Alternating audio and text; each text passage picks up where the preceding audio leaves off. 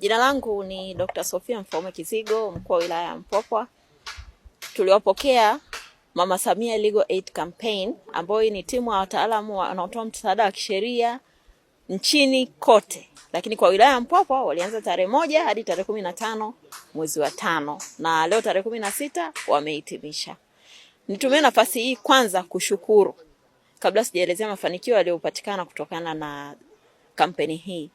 Namshukuru sana Mheshimiwa Rais kwa kuona ipo haja ya kuwafikishia Watanzania wote msaada wa kisheria kule walipo, vijijini, mitaani, kwenye kata, kwenye wilaya. Kwa sababu ni kweli kwamba kupata msaada wa kisheria kikawaida ni gharama kubwa. Na Watanzania wengi hawana uwezo wa kupata wanasheria wakawaelekeza na kuwatatulia changamoto zao kwa sababu wanashindwa kumudu gharama zile.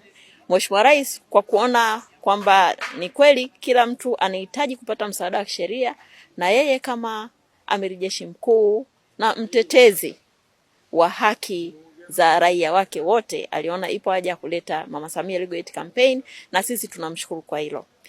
Msaada wa kisheria wa Mama Samia wameenda kila kata wilaya ya Mpwapwa. Kumbuka tuna kata 33, tuna vijiji 113. Walifika kwenye kata zote na wananchi wengi, kwa sababu wameweza kuwafikia wananchi zaidi ya 1.5 katika wananchi 400 wanaoishi wilaya ya Mpwapwa. Ni mafanikio makubwa sana. Ni kweli watu tunazunguka, tunafanya ziara za kata kwa kata, kijiji kwa kijiji kuweza kuwafikia watu na kuwapa msaada na kutatua changamoto zao. Lakini sio kila mtu yupo comfortable kusema changamoto yake kwa mkuu wa wilaya au viongozi wengine. Watu wengine wanaamini zaidi Mama Samia Legal Campaign Team kwa sababu wanaamini kuna usiri, lakini pia kuna uwezekano mkubwa wa kusaidiwa kwa kesi zao nyingi ambazo zimekaa kisheria.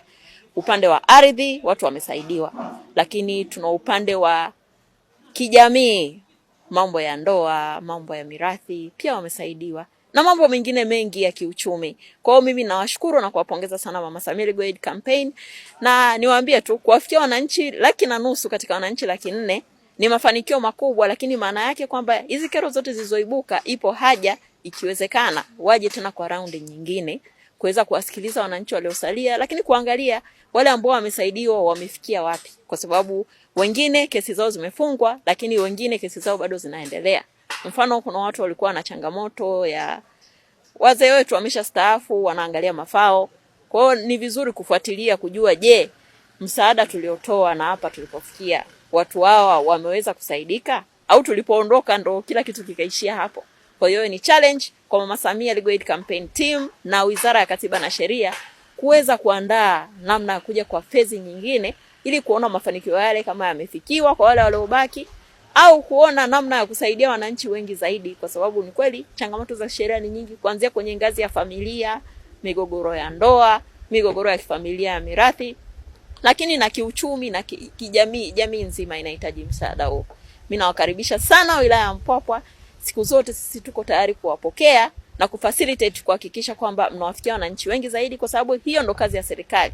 Kazi ya serikali ni kuhakikisha wanaondoa changamoto na vikwazo vinazomkumba wananchi ili aweze kuishi kwa amani na utulivu na usalama kwenye nchi yake. Na kama mnavyojua usalama maana yake ni watu wakae bila bughudha.